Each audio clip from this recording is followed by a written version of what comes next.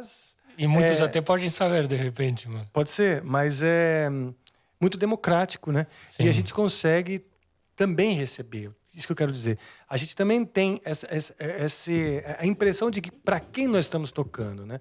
O perfil, ou pelo menos de uma parte do nosso público, daquela parte que gosta de se manifestar, que tem aquele que não gosta. Sim, né? verdade. Mas a gente consegue saber um pouquinho daquela parte que gosta de se manifestar. E como que você vê isso em contraposição com a rua? Eu acho que... Vê uma oposição ou uma semelhança? A semelhança de você poder Conectar diretamente. Mas tem uma coisa que é mais distante, porque elas não estão de lá fisicamente perto. Porém, você recebe como cartas imediatas de impressões. Instantâneas. Né? E o fato de não ter rosto, porque quando a pessoa te olha no olho, ela é muito mais cerimoniosa, coisas, né? mas muito mais cerimoniosa para te dar uma opinião. Mas quando não tem rosto, porque ela tem a HF Franks 120. Olha, não gostei muito como você toca, sua técnica de mão direita. O HS 120, nem sei quem você é, porque você nem seu nome pôs, não é? É um fantasma cibernético. Talvez ele, se fosse te olhar no olho, pudesse até, se ele entende do assunto, ele falar fosse de falar de outra forma, né? Realmente tem isso. É engraçado porque assim na rua, particularmente no Brasil, eu sempre senti também a presença do público. Vem, galera, vai mesmo assim no meio, tu tá no meio, uma música assim, concentradíssimo, e a galera vai lá e fala, não me escutou, papai, começa a falar mais forte, cada vez mais perto até tu parar, opa, como? Ah, sim, lá. Sabe, tem gente que vai pede para tocar o violão, enfim, já passei por tanta coisa na rua que para mim o público sempre foi muito, sempre teve uma interação forte, mas realmente outro tipo de interação. Apesar de na rua eu também, assim como na internet a gente leva essas críticas, na rua eu também já levei paulada. Como foi? Literalmente. Porrada? Eu levei paulada na rua, um pau. Por quê? Porque eu acordei um mendigo. E ele mesmo, pessoalmente, veio... Ele pessoalmente veio tacar um pau em mim. Que horas eram? Foi uma situação... Eram umas 16 horas. Da manhã ou da tarde? 16 horas da tarde. Ah, você falou 16, desculpa, eu entendi 16. O sotaque. Eu não entendi. 4 de 6, eu falei, não entendi direito. 16. Essa foi uma das histórias... Mas era a hora da siesta, a hora que ele, sei lá... Pô, né, cara? Conseguiu uma xepazinha, coisa rara, e aí deu uma dormidinha e o cara foi trabalhar. Foi terrível, e uma situação meio engraçada, assim, porque... Que droga, meu.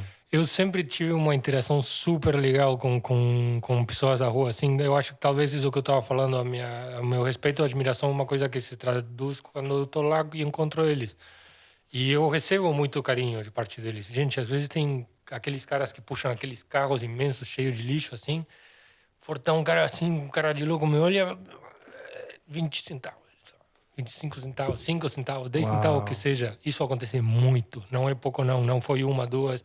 Cara, eu não tenho dedos no corpo para contar a quantidade de vezes que um morador de rua deixou uma contribuição no meu chapéu. Olha só, cara. Tô arrepiado de ouvir isso aí. Então... Coisa que eu não imaginava. Tem histórias fortes em relação a isso que já vou contar, mas voltando à paulada, em contraposição com as coisas boas, tem as aventuras também mais intensas. Que foi esse caso, assim, eu tinha saído para tocar tarde esse dia, não me lembro se foi por um compromisso, eu me enrolei, não pude sair no horário que eu geralmente chegava, e aí no final da tarde, horário pico tal, tem que estar na rua e tu já tem que estar fazendo o som para aproveitar aquele fluxo das pessoas, eu estava ansioso, aí fui pro Leblon, aí já era tarde, então os pontos já estavam tomados, aí eu fui, pá, já tinha alguém, fui para outra esquina, pá, já tinha alguém, eu falei, puta, meu, se eu pegar um ônibus agora e ir para outro lugar, não vou perder o horário, eu preciso sair. Então aí eu saí caminhando para o Leblon, procurando um ponto novo para tocar, e foi aí que eu me deparei com a esquina de um banco. Que aí, como não tinha uma loja, uma casa, né, com a porta, para meu som poderem incomodar o gerente ou algum lojista ou os frequentadores daquela loja, por isso sempre é bom achar loja fechada, uma parede, sabe? Para evitar a situação possível de que alguém te peça para ir embora. Ah, entendi. Então achei essa esquina, as esquinas são ótimas, porque tem pessoas que vêm de um lado e pessoas que vêm de outro. Ótimo. Tinha um sinal que obriga as pessoas a pararem ali. Então, mesmo que ela não queira, ela vai te ouvir. Já fica a dica para quem quiser descobrir as ruas, quiser sair para tocar as ruas, tem várias dicas assim que fazem toda a diferença. A gente, às vezes, uma questão de tu estar 20 metros para um lado para o outro pode estragar teu dia ou te dar o melhor dia de rua da tua vida, assim. Escolher o ponto, sentir o fluxo é uma coisa... E que não tem como tu ficar esperto nisso, na verdade, porque, ou seja, não tem regra, sempre muda. A cada dia é uma coisa diferente. E abrem e fecham, em um momento que as pessoas estão passando e outro, tu tem que estar lá e sentir. Então, realmente, assim, uma coisa que tem que estar lá e desenvolver essa intuição. E eu estava lá e vi essa esquina, evidentemente a minha intuição talvez não estivesse tão boa esse dia, porque eu fui lá e aconteceu isso, né? E eu devo confessar que eu vi que ele estava dormindo. Quando você chegou, ele já estava numa situação apertada. Eu precisava desse dinheiro para subsistir, eu precisava pagar a diária, eu precisava pagar a minha comida. Então, eu não tinha tempo para ir para outro lugar. Então, falei, cara, desculpa, somos dois que precisamos. Aí, o que eu fiz foi ficar na outra esquina. Dá para entender? Sim. Virando, fazendo a volta. Não na mesma rua. No lado oposto. Claro, não do lado dele. Eu estava virando na esquina. Ah, entendi. Ele aqui, você aqui. Fazendo a volta, assim. E apontando para outro lugar longe dele, na verdade. Ok. E ele nem estava atrás de mim. Ele estaria tendo que ir um pouco para lá e depois lá dobrar a rua, passar pelo banco. Ele estava meio assim... Eu fiz questão de deixar o espaço dele, sabe? Eu tentei, cara, eu me esforcei. Tá. E eu tava tocando lá... Tava tocando com caixa de som ou violão acústico? Com caixa de som. Na época eu ainda carregava uma caixa de som de 20 quilos nas minhas costas. Olha só. Não só isso, também carregava o violão, camisa e sapato. Ah, porque você se trocava na hora. Eu tocava de camisa e sapato. E eu me trocava, às vezes eu ia de tênis, porque o sapato é ruim, aí eu voltava na hora. Às vezes a camisa também, porque carregando coisa e tal, acaba rasgando e tal. Aí você se trocava na hora ali. Aí eu me preparei, arrumei minhas coisas, comecei a tocar e eu não estava assim, 15, 20 minutos tocando e estava indo bem. As pessoas da Zona Sul é muito bom, sempre, geralmente pessoas que de poder aquisitivo que tiveram oportunidade para viajar pelo mundo e conhecer talvez na Europa. Muitas pessoas sempre param e me falam, faz-me lembrar quando eu estive em Sevilha, quando eu estive em Madrid, via lá...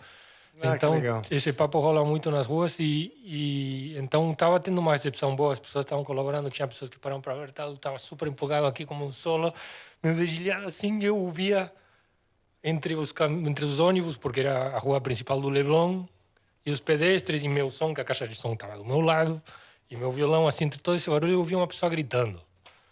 Só que eu falei, cara, meu momento agora, e as pessoas estão me olhando e tal... Então eu tenho que abstrair 2, 3 vezes o grito, de repente, plá! Meu Deus, o grito era, cuidado, pau! E aí eu, que isso, cara? Aí eu vi, era um pau que bateu em mim, afortunadamente não foi no violão, bateu na minha perna.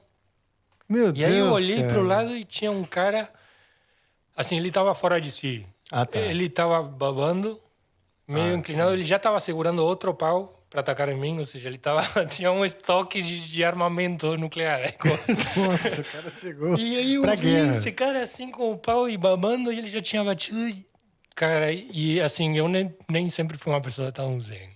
Tá. Então, cara, eu deixei o violão e fui lá e ficamos dois gritando, dois malucos, assim. Eu fui na mesma... E ele falava e não dava para entender nada que ele dizia. Ele estava assim, não era por eu ser gringo, era... E ele gritando assim, e babando. E eu gritando em espanhol, xingando, porque aí quando aflora o aí você não quer nem saber, né? Eu também, se eu fico puto fora do Brasil, eu falo em português, meu. Né? Nasce da gente, assim. Eu consigo ser muito mais prolixo, né? Sei lá, não, ao contrário. É enfático. Aí eu comecei a xingar e o cara assim, os dois malucos se gritando. Veio a polícia, separou a gente. Aliás, a polícia sempre... É um assunto polêmico, né? Ah, polícia. Gringo branco sempre vão dar preferência. Mas assim, eu ia dizer, eu nunca tive problema com a polícia. Mas, por causa disso, eu devo reconhecer que, assim, não sei se seria assim com todo mundo, infelizmente. Mas no Rio de Janeiro é legal tocar na rua. Tem uma lei que protege a gente. Então isso é uma vantagem também. Na verdade, ou seja, eu falei nesse assunto só porque veio na minha cabeça que é uma questão também muito forte, né, no Brasil.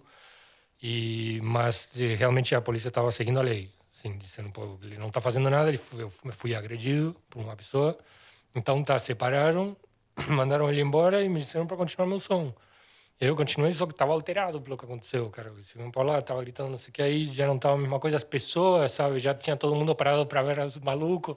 Aí o cara tava na outra esquina gritando ainda, e os policiais tentando mandar ele embora. Puta, meu, que quebra de clima. Aí né? eu falei, gente, isso não vai rolar, eu vou embora pra casa. Foi mal. Aí eu juntei as coisas, e aí enquanto eu juntava meu equipamento, veio uma senhora e me falou, ele mora aí, dorme ali há 20 anos e tal, e a gente ajuda ele, esse lugar dele tá tudo bem.